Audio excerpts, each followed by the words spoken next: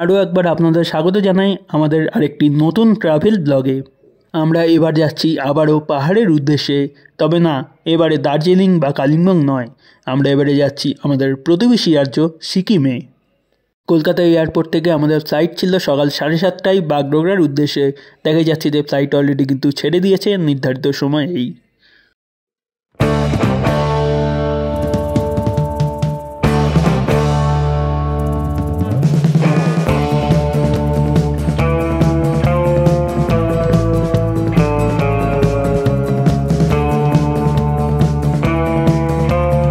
Flight কিন্তু নির্ধারিত সময়ে টেক অফ করে যথেষ্ট ভালোভাবেই চলছে এখনও পর্যন্ত। আর যদি বাইরেটা দেখাই তাহলে ফ্লাইট এখন কিন্তু মেঘের উপর চলে এসছে এবং বাইরেটার দৃশ্য কিছুটা এরকম। আমাদের ফ্লাইট বাগডোগরা এয়ারপোর্টে ল্যান্ড করে গেছে নির্ধারিত 50 মিনিটেই, মানে ট্রাভেল টাইমটা ছিল 50 মিনিট। না, আর সাসপেন্স রেখে লাভ নেই, আমরা এবারে যাচ্ছি সিকিমের রাজধানী গ্যাংটকে। আমরা এখন এয়ারপোর্ট থেকে বেরিয়ে যাচ্ছি শিলিগুড়ির দিকে, আর সামনের রাস্তাটা কিছুটা এরকম।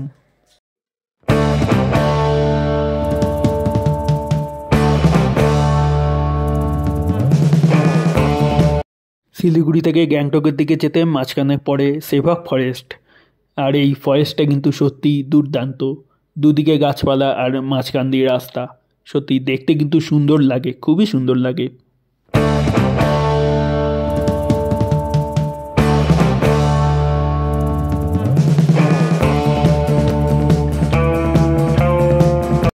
শিলিগুড়ি থেকে গ্যাংটক পর্যন্ত এই যে রাস্তাটা, পুরো রাস্তাটাই কিন্তু তিস্তা নদীর পাশে পাশে, পুরো দেখা যাচ্ছে যে পাশে তিস্তা নদী বয়ে চলেছে। আমরা বাগডোগরা এয়ারপোর্ট থেকে 2 ঘন্টা এসেছি গ্যাংটকের পথে, আর এখানে এরকম একটা হোটেলে আমরা কিছুক্ষণের জন্য ব্রেক নিলাম। এবার আবার আমরা গ্যাংটকের দিকে যাচ্ছি, আর হোটেলটা ঠিক ওপাশেই রয়েছে তিস্তা রিভার, খুব সুন্দর ভিউ। যে হোটেলটায় আমরা দাঁড়িয়েছিলাম সেই হোটেলটায় আমরা কিছু খাওয়া দাওয়া করে নিলাম আর কি। আর সেই হোটেলের পিছনেই যেটা বললাম তিস্তা রিভার, সেই তিস্তা রিভারের ভিউ হচ্ছে এটা।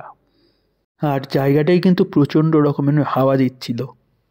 আমরা এখন চলে এসেছি ওয়েস্ট বেঙ্গল আর সিকিম সংযোগকারী ব্রিজের উপর। এই ব্রিজটা কিন্তু অনেকটাই লম্বা এবং তলায় তিস্তা রিভার। আমরা যাচ্ছি ওয়েস্ট বেঙ্গলের দিক থেকে, আর এই ব্রিজটা শেষ হলেই ওপারে শুরু হবে সিকিম স্টেট। ব্রিজটা কিন্তু একদম নতুন বানানো হয়েছে, আগে একটা ছোটো মতো ব্রিজ ছিল, সেটাকে ভেঙে দিয়ে বেশ চওড়া মতো ব্রিজ বানানো হয়েছে। আর ব্রিজের উপরে একটা ইন্ডিয়ার ফ্ল্যাগ লাগানো আছে, যেটা দেখে সত্যিই মন ভরে গেল।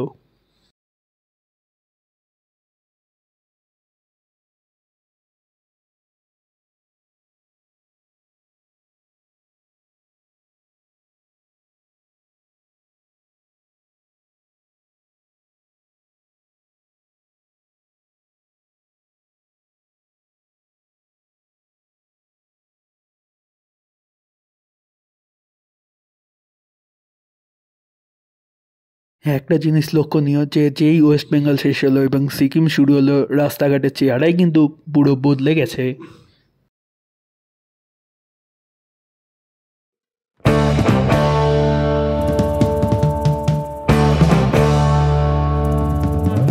গ্যাংটক ঢোকার মুখে এরকম একটা টানেল করা ছিল, যেখানে টানেলের মধ্যে ভারতবর্ষের জাতীয় পতাকার আকারে আলো লাগানো ছিল, যেটা কিন্তু দেখতে সত্যিই খুবই সুন্দর লাগছিল।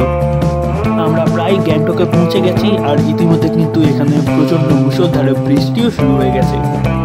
আমরা এইমাত্র আমাদের পেয়াম হোমস্টে যেটা ছিল গ্যাংটক হোমস্টে বুক করা, সেটাতে এসে পৌঁছালাম। আসার পর দেখতেই পেলাম প্রচণ্ড বৃষ্টি, এখনও বৃষ্টি পড়ছেই, জানি না কী হবে, তো দেখা যাক কোথায় কি আমরা যেতে পারি। আর আসার সময় দেখালাম যে ওই জায়গাটা থেমে আমরা এই মুহূর্তে হোমস্টেতে এসে আমরা পৌঁছালাম আর কি। আমাদের এই এয়ারবিএনবিটা কিন্তু 2 BHK, তার একটা রুম এটা, আর একটা রুম ওইদিকে আছে সেম রুমই।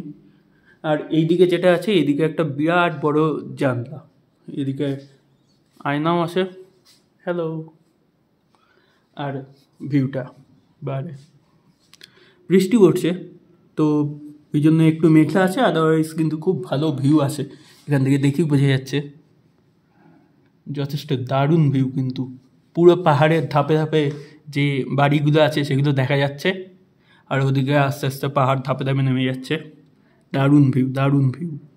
আমরা পেয়ং হাউসে এসে গেছি, মানে পেয়ং হাউস হোমস্টেতে। আর এখানে গ্যাংটক কিন্তু ঠান্ডা আছে, অলরেডি আসার সময় দেখতে পেলাম যে বৃষ্টি হচ্ছে, তার ফলে আরও টেম্পারেচার কমে গেছে, তাছাড়া ঠান্ডাও আছে। আর রাত্রে তো ফোরকাস্ট দেখাচ্ছে 13-12 এরকম হয়ে যাবে।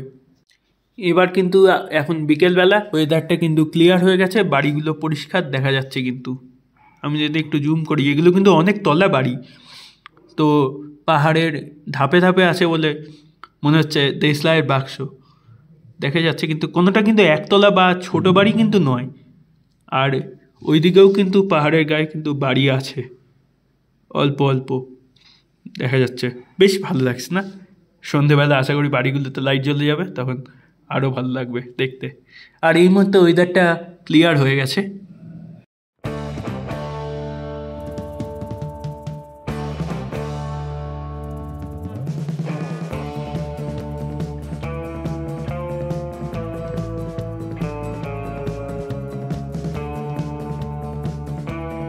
আজকের ভিডিও এই পর্যন্তই, দেখা হচ্ছে আবার পরের ভিডিওতে, ততক্ষণ বাই বাই।